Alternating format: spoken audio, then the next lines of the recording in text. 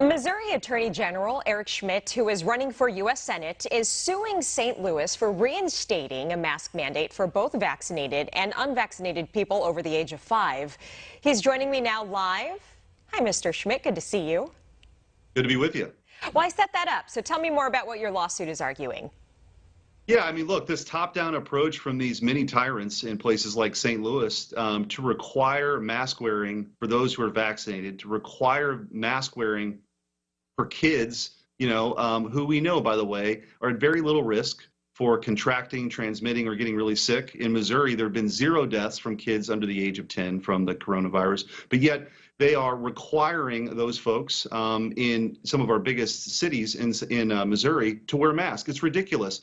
Look, nobody wants to live in this, dystopian, biomedical security state. Okay, like we're not, so we're fighting back. So interestingly, this past week we scored a victory in St. Louis County. We got a judge to halt that mask mandate because they didn't follow the law. We've also sued Kansas City now, St. Louis City, and St. Louis County, as I mentioned, and had success this week in St. Louis County. So we're fighting back. People are tired of this. They're tired of being lied to. They're tired of the rules changing in the middle of the game. And so we're fighting back. Wow, that was a fast result so far. There's much more to come, but let's get to the leaders in St. Louis that say new mask requirements are due to an increase in the COVID-19 Delta variant hospitalizations. So why are you against the requirements to mask up when indoors?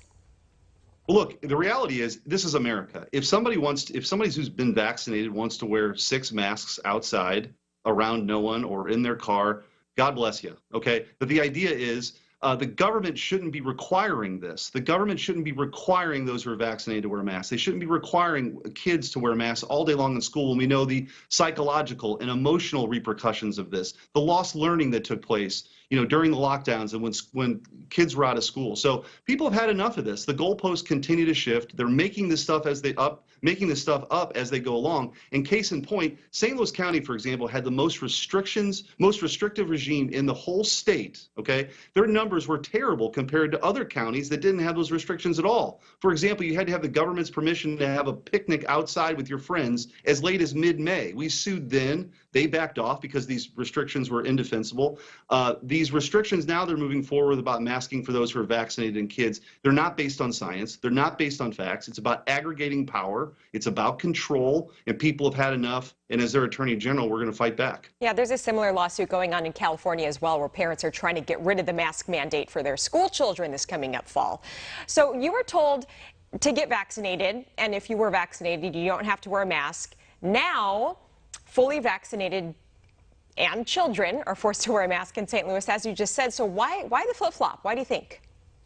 Well, I mean, I think that it's about power and it's about control, and they're making it up, and it's arbitrary and capricious, which is the basis of our lawsuit. I'll also point out that these same so-called leaders, the mayor of Kansas City and the mayor of St. Louis, had record numbers of homicides last year. And they talk a lot about public safety, but you literally have violent crime raging in our 2 big cities, and those mayors are out to lunch, not doing much about it. And you've actually got a prosecutor in St. Louis City that's not even showing up to court, and individuals charged with murder are being released. I wish they would spend more time focused on that. That would really help the public feel a lot safer than requiring kids to wear masks all day long, or those who are vaccinated to wear masks. Yeah, I was reading some of the statistics. So last year, St. Louis saw the highest homicide rate in 50 years. So if these same St. Louis leaders want to save lives and protect the safety of their citizens, then you would think they would be doing something just as urgent to combat crime, right? And by the way, I'll also point out that there's reports today of over 1,500 migrants being released into Texas County who are sick. And the President of the United States doesn't have anything to say about that. We have an open border where, COVID is being spread.